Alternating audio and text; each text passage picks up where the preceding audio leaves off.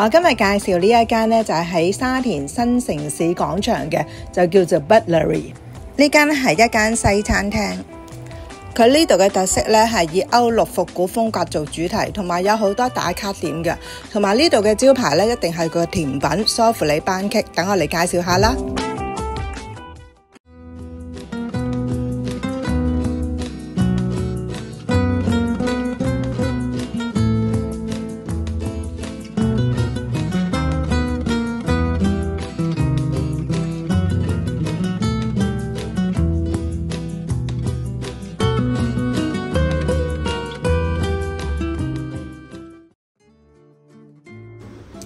首先呢，就介紹佢呢個蘑菇忌廉湯，佢呢個係跟餐嘅，但係呢好好飲呢個湯，佢本身蘑菇味好重同埋好滑，呢個湯推介。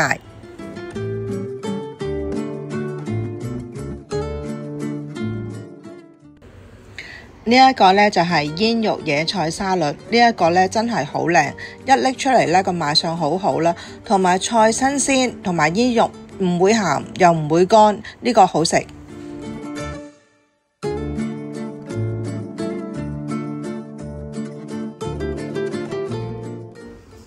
呢個 Oreo Milkshake 咧就唔係跟餐嘅，要單點嘅呢一個。如果你跟其他嘅 Milkshake 咧，只係加25蚊嘅啫。咁呢個就細杯啲，不過好味嘅，都唔會太甜。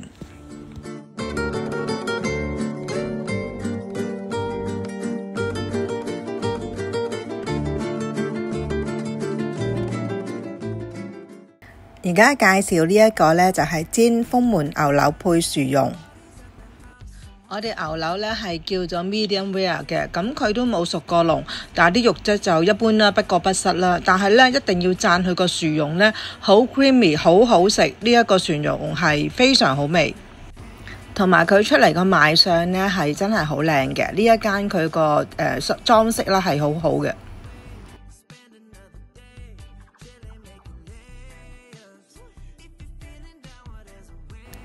我哋呢就另外再嗌咗一個焗薯皮，不得不讚呢，佢啲薯仔真係好好食喎。even 呢個焗薯皮呢，佢好粉啦，同埋呢佢又唔會焗到嗰個皮好硬啦。呢個真係好好食呢一個。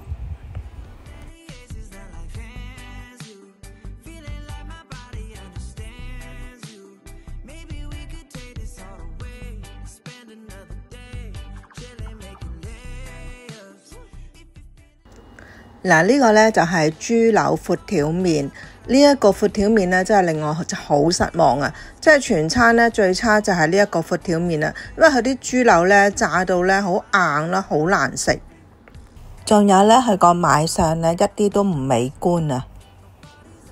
佢啲豬柳呢因為太薄啊，咁佢拎去炸呢就炸到乾晒啦。其實呢個食材係唔應該咁樣做㗎，希望呢間餐廳呢佢改進一下啦。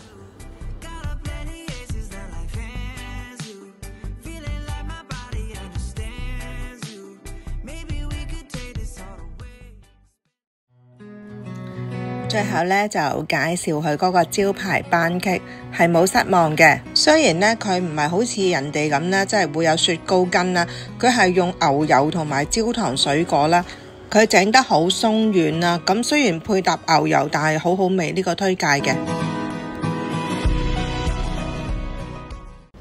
多謝各位收睇我嘅頻道，如果鍾意我嘅頻道嘅，就幫我 like、subscribe 同埋分享啦。我哋下條片見，拜拜。